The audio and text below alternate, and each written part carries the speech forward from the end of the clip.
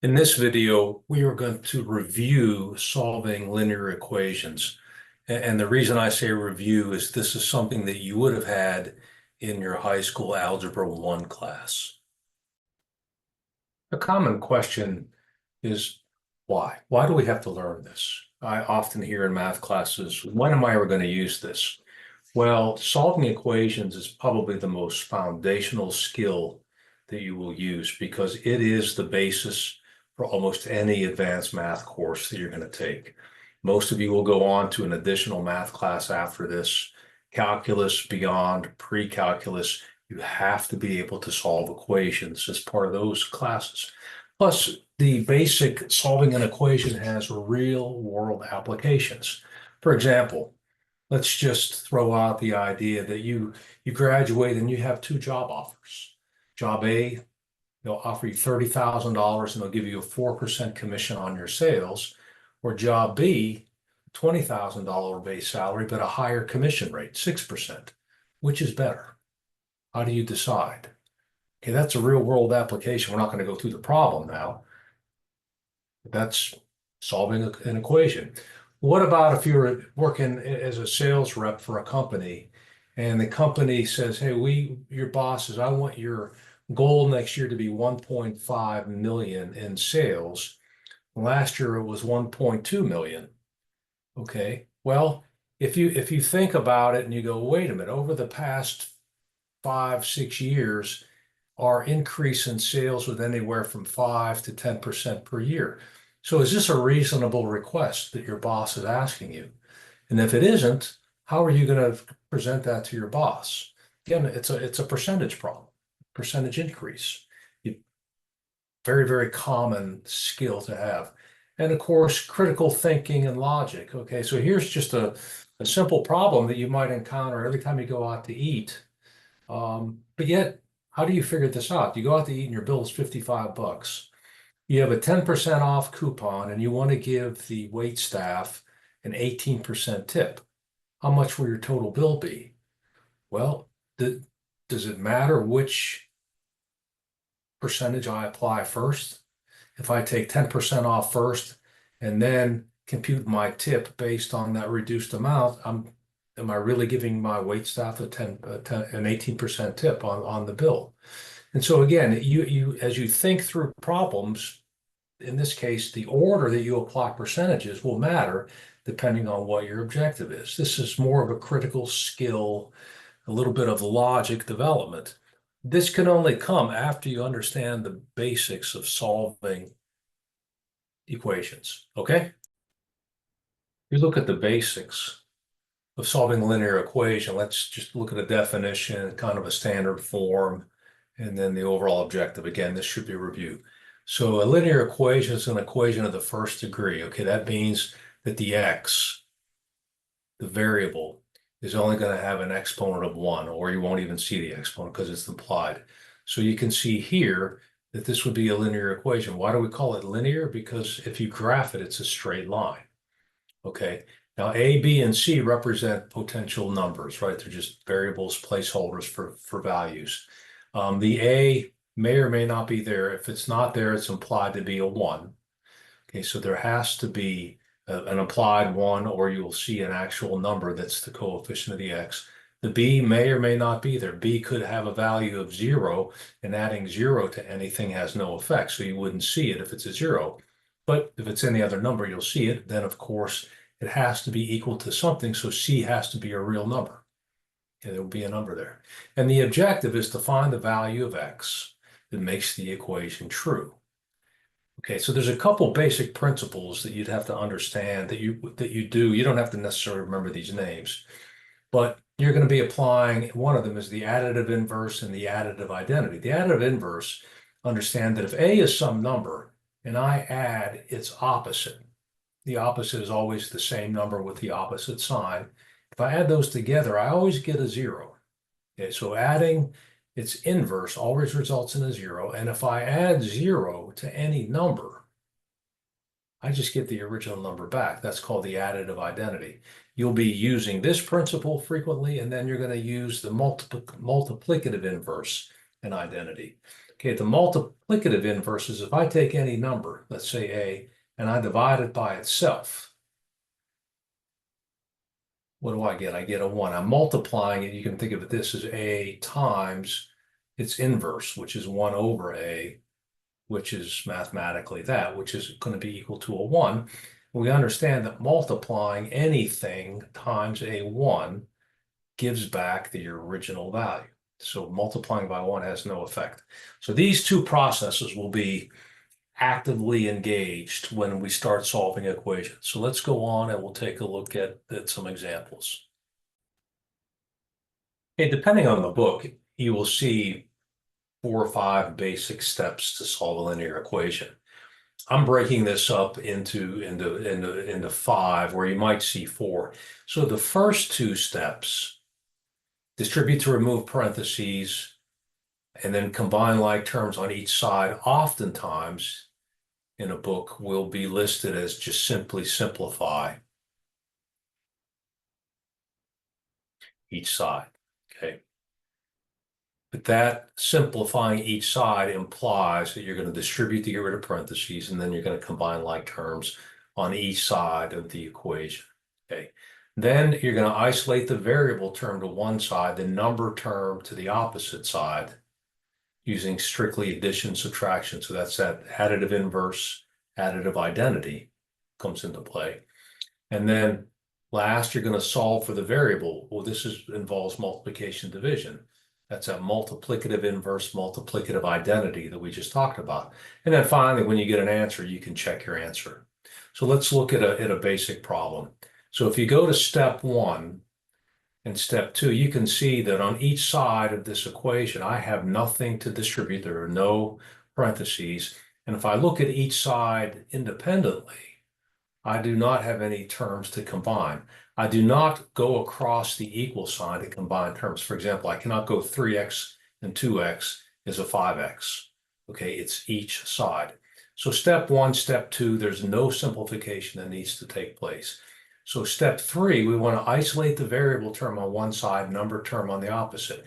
It does not matter which side you put the variable on and which side that you leave the number. Once you make a decision, you go, okay, well, in this particular problem, I have a variable term on both sides. Well, to make the variable term on the right, I'll return to pick the right side. To make that go away, I'm going to use that additive inverse, right? I'm going to go ahead and take the 2x, and I'm going to add its opposite, which is a minus 2x. But with an equation, whatever you do to one side, you got to do it to the other. So I've made the decision to move my variables to be only on the left and eliminate it on the right. So 2x minus 2x is 0. 0 plus 10 will result in a 10. Since my variable is going to be on the left side, I want to eliminate this plus 4 on the left. Well, its additive inverse is a negative 4. So when I take 4, subtract 4, that's a 0. Adding 0 to whatever is there doesn't change it. And subtracting the 4 from the 10. Now notice that what in effect happens, here, let me click on this. So what in effect happens is wherever you're trying to eliminate the variable, if you move it to the opposite side of the equal sign, it ends up on the opposite side of the equal sign with the opposite sign. So if my 2x is on the right and I want to eliminate it, effectively, I put the 2x on the left and flip the sign. Likewise, the 4 is on the left. I want to get rid of it. And you can see that by applying the inverse, it ends up on the opposite side of the equal sign with the sign flipped. And now what do? You go ahead and combine your like terms. 3x minus 2x is an x. 10 minus 4 is 6. The solution is x is equal to 6. How do I know it's correct? You can plug 6 back into your original equation.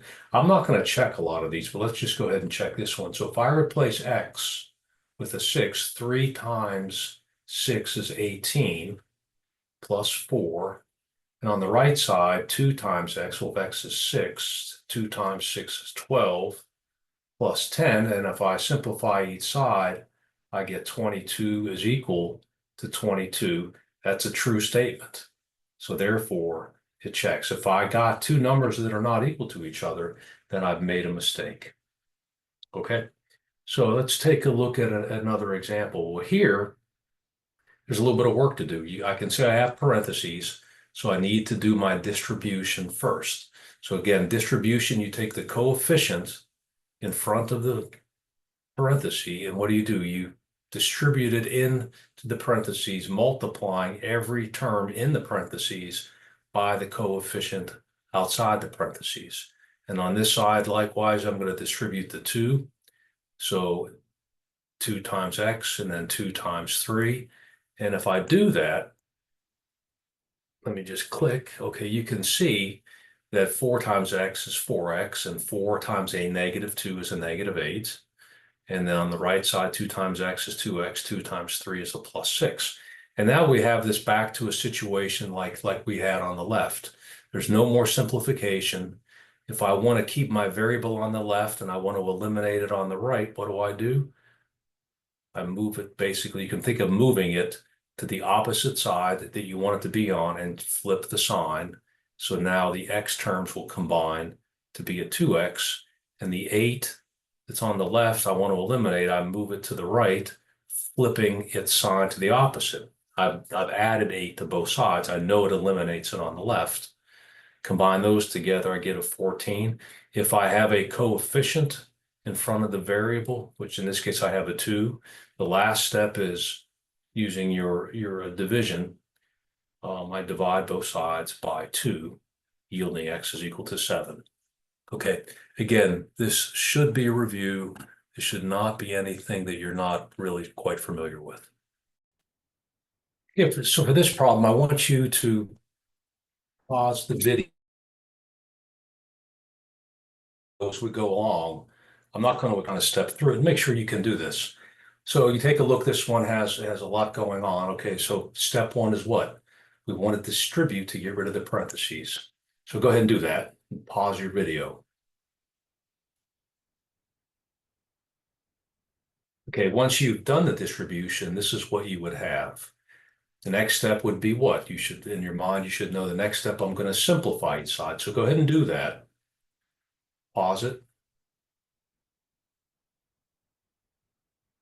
Okay, so after combining like terms, you could see on the left, I had 2 variable terms. I had 2 number terms that I combined together. On the right, I had 2 number terms that I combined together. And then worst case, after those first 2 steps of distribution and simplification, worst case is this. You will have a variable term on both sides and a number on both sides. And from here, it should be automatic. Pick a side for the variable, pick a side for the number, and go ahead and pause and do that.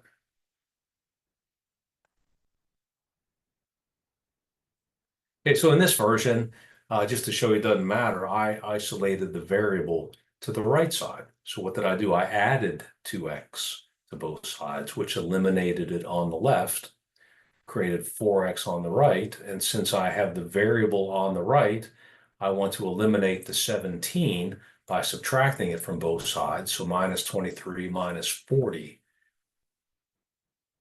is the result. And then the last step is go ahead and eliminate that coefficient of 4 in front of the x by dividing.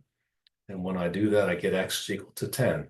Now, if you had put the variable on the left and the numbers on the right, you're going to get the same answer. The signs just would have been in different locations, but ultimately, you still would have ended up with a negative 10. When solving an equation that contains fractions, the easiest thing to do is to just clear the fractions out of there. And then you're less likely to make a math mistake. Fractions can be painful to work with. So how do we clear fractions? Well, we want to multiply every term, that's every term in the entire equation, by the lowest or least common denominator, the LCD. And then at that point, once the fractions are eliminated, you just solve it like any other equation that we've done. Okay, so let's just talk about the LCD and how we do that. There's 2 methods. There's the formal method, which honestly I'm not going to get into. Why? Because most of the time you don't need to do this. This is more work, but it's going to go through this process of prime factoring every denominator and then taking every unique factor with the highest power that's on it and multiplying those together. And that gives you the lowest common denominator. That can be a lot of work when in reality, a practical method that I'll go through is going to work 98% of the time in here because the numbers are just going to not be that difficult. So let's just take a look at this practical method. And I'm going to skip over the formal method. Okay, so let's pretend here that we have three denominators, a 10 in a denominator, a 12 in a denominator, and a 30 in the denominator.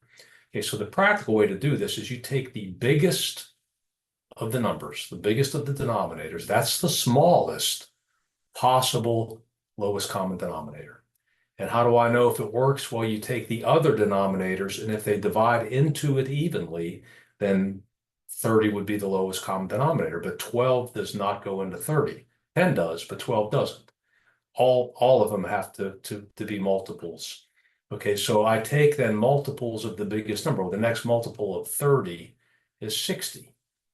Okay, well, 12 does divide evenly into 60, it goes in 5 times, and 10 goes into 60 evenly, it goes 6 times. So 60 is the smallest number that 30, 12, and 10 all divide into. And so 60 is the lowest common denominator. Okay. Let's look at another example. Let's see. Okay. So here is a list of denominators. You got a 2, a 3, and a 5. Okay. So again, you take a look at the numbers, you take a look at the 5 first and go 5 is the biggest of the denominators. 3 does not divide into 5, so 5 can't be it. I look at 10. 3 does not go into 10, so I won't even bother with the 2. The next multiple is 15. 3 does go into 15, but 2 does not. So 15 doesn't work. So then we go to 20. 3 doesn't go into 20. 25. 3 doesn't go into 25. We get to 30. Well, 3 divides into 30 10 times, and 30 is an even number, so 2 goes into it. So 30 is the smallest multiple of 5, 3, and 2. And so therefore 30 is the lowest common denominator. Okay, so that's kind of the quicker way, less painful way to quickly determine the LCD. Now let's look how we use it. Okay, so in this example, you can see that I do have two fractions, and I want to eliminate them to make this as easy as possible. So I look at the two denominators, 2 and a 4, and 4 is the biggest. 2 does divide into 4, so 4 is it. I don't have to search any further. My lowest common denominator is 4. And so in order to eliminate the fractions, we multiply both sides of the equation by the lowest common denominator. We can do any as long as we do the same thing to both sides. So if I was to do that, let me pull this up. So here it shows you that I'm going to multiply 4 times the left side and 4 times the right side. So as long as I do the same thing, I'm okay. You don't necessarily have to go to this level of detail, but I'll just go ahead and write this out. So when I distribute the 4, I get 4x over 2. When I distribute the 4 to the second term, I get 4 times 3 over 4. And when I multiply the 4 times the 2, I get an 8. We can see that these denominators will all cancel with the numerator. The 2 can divide itself once, 2 goes into 4 twice. So that would end up giving me a 2x. And these 4s both cancel each other out into 1s, which just leaves me a 3, and we have the 8. Now, whether or not you show that level of detail or not is up to you. You can kind of do that pretty quickly in your head. And so just to clean it up, after I've distributed the 4, this is what I'm left with. A basic, simple equation that we've solved before. Get rid of the 3 by subtracting it from both sides. In other words, the 3 ends up going to the right side with an opposite sign because there's only a variable term on the left. And then combine that together, get 2x is equal to 5, and then you divide both sides by 2. you get x is equal to 5/2. I'm not checking the work. You can. I'm very quickly going through this because you really should understand what I'm doing once I've eliminated those fractions. Okay, let's take a look at another example. Okay, so I want you to try this problem. You can see I've got three fractions, 5, 3, and 2. So the first question is, what is the LCD?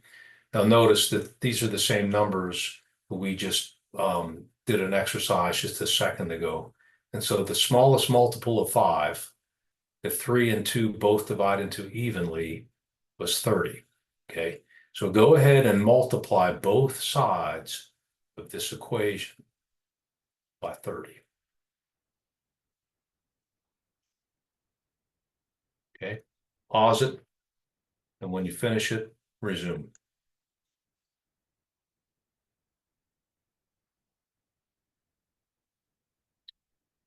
Okay, so when you do that and you distribute the 30, again, I'll show you. You don't necessarily have to do this because it's easy enough to often do this in your head.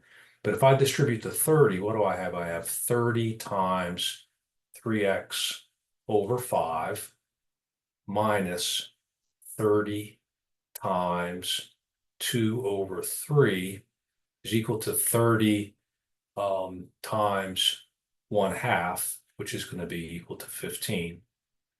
Okay, so these denominators are guaranteed to cancel out. 5 divides itself. 5 into 30 is 6. 6 times 3 is 18. So there's where the 18 came from.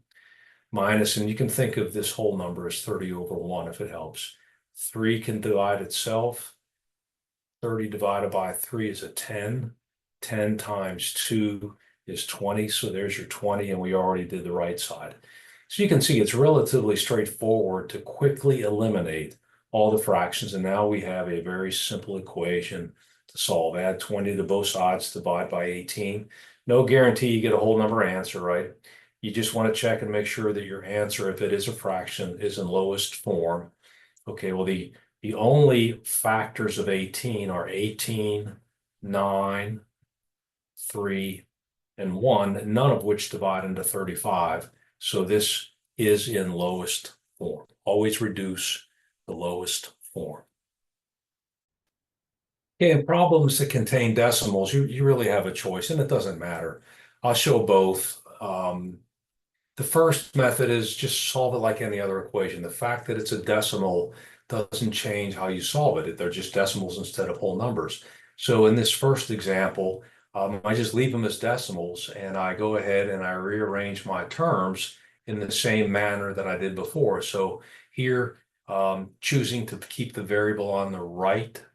So I subtracted 0.4x from the left, resulting in the right side of 1.9x. Okay, again, just to be clear, I think by now, or it should be clear, that I subtracted a 0.4x and I subtracted a 0.4x.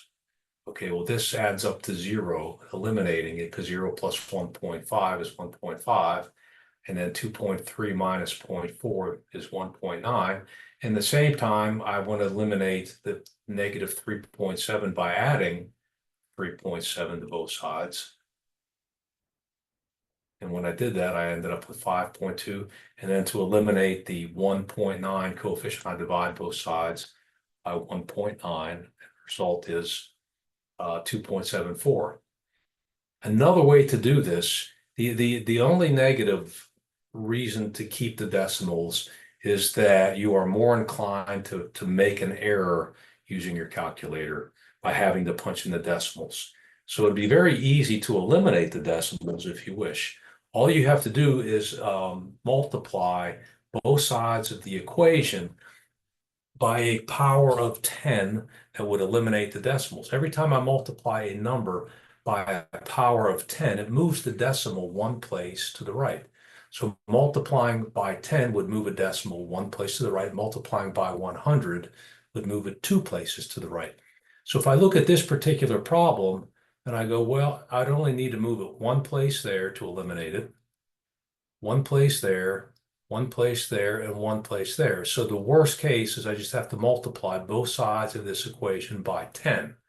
And if I do that and distribute, then the net effect is each one of these decimal points just shifts one place to the right. Okay, so you really don't have to do the work. And here they're showing you explicitly, multiplying both sides of the equation by 10. But I submit to you that it'd be very simple to just take it right to this form here. Because what are you doing? When I distribute that 10 to every term on both sides, all I am doing is moving decimal points. So the 1.5 becomes 15, the 0.4, the 2.3 becomes 23, and 3.7 becomes 37. And now there's no more decimal points. So even though I did this mathematically, you almost don't have to show it because it's so easy to do that multiplication. And now you have an equation like all the others. I'll just click up the answer. You can see the answer obviously is going to be the same. Okay, the only difference is you didn't work with decimals by eliminating them. So whichever way you prefer is up to you. No big deal one way or the other. Okay, so let's take a look at some word problems, everybody's favorite. Now, what makes a word problem difficult is that it's a higher level of analysis, right? Underneath the word problem is going to be a basic equation. And once you get the basic equation, it should be pretty simple. The hard part is how do I take a bunch of words and turn it into an equation? Okay, so some steps involved.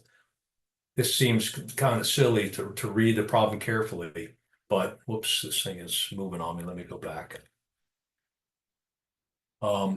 So I'm going to read the problem carefully. Well, of course you have to. If you do not understand the problem, how could you possibly solve it?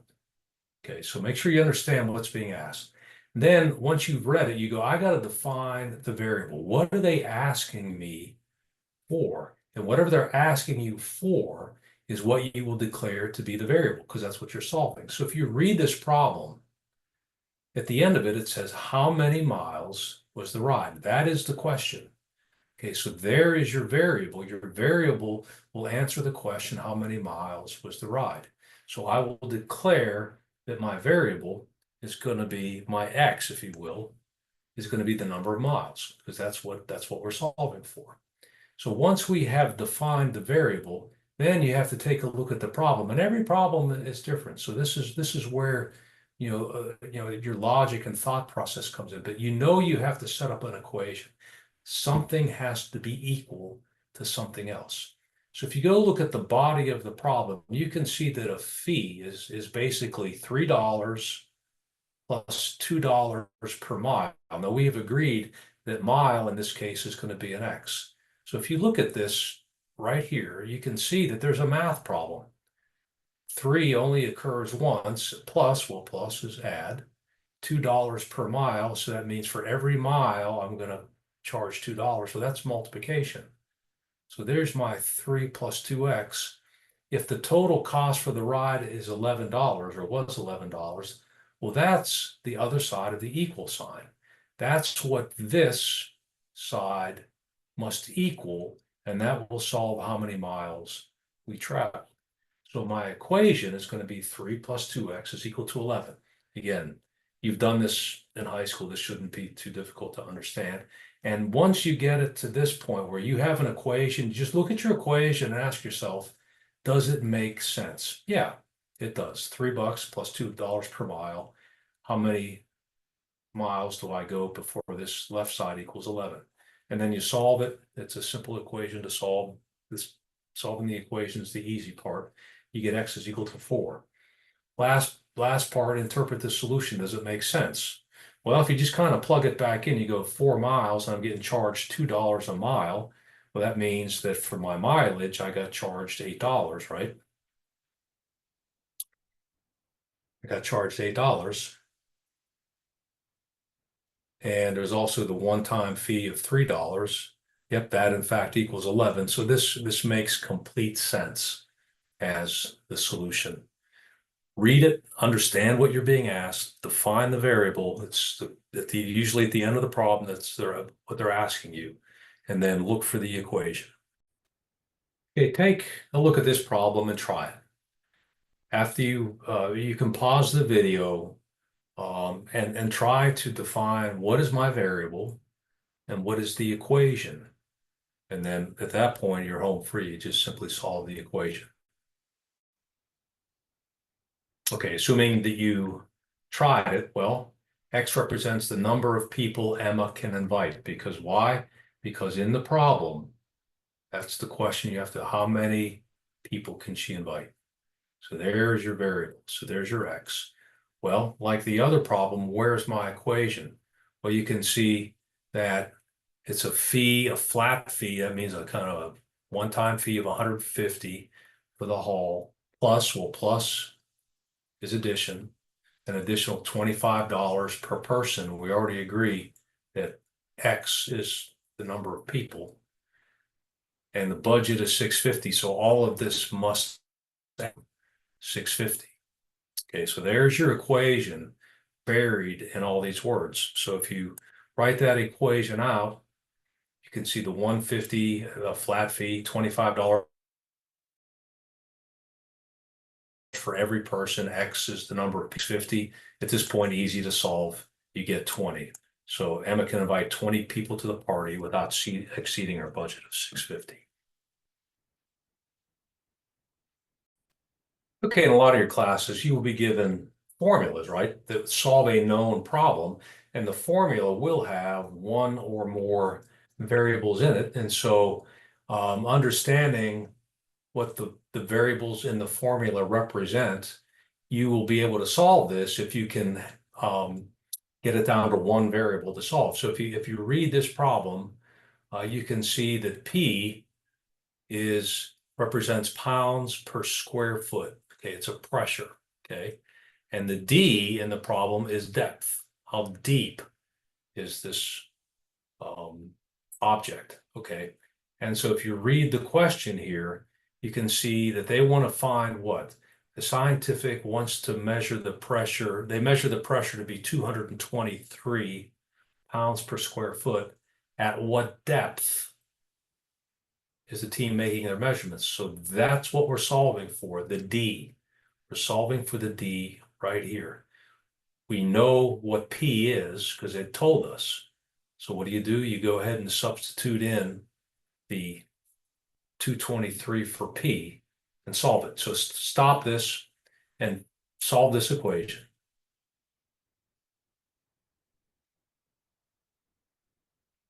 Okay, so assuming you did, so there I replaced the P with 223.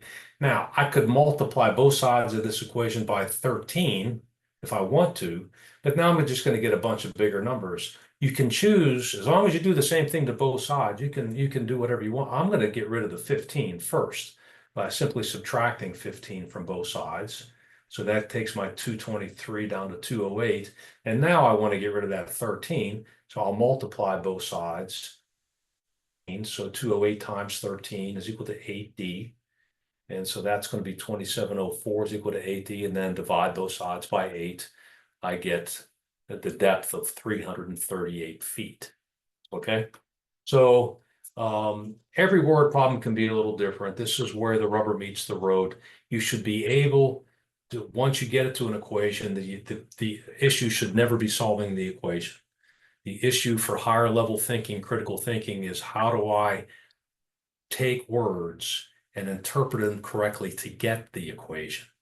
Okay, so when you go off now to do your homework, students do this backwards. Okay, they want to just jump into homework, but you're going to save yourself time in the long run if you do this.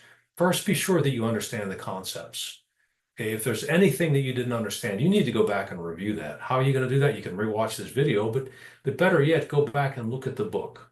Okay, because the book will have detailed explanations. Okay, and so you should understand the steps involved in solving an equation and know why they're kind of in that order. Okay, and then you have to develop problem-solving strategies. You need to learn to think critically. So how do you do this? You step through the textbook and look at example problems. We've only done a few. They're going to have more. Look at them. How do they solve it? Do you understand their strategy for solving it? You can start to recognize patterns that emerge in different types of problems.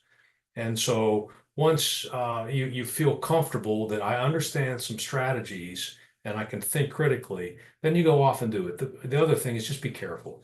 The biggest mistake that people make by far are making sign mistakes in solving an equation. It's a big source of errors. So be very, very careful as you solve these homework problems. Okay, good luck.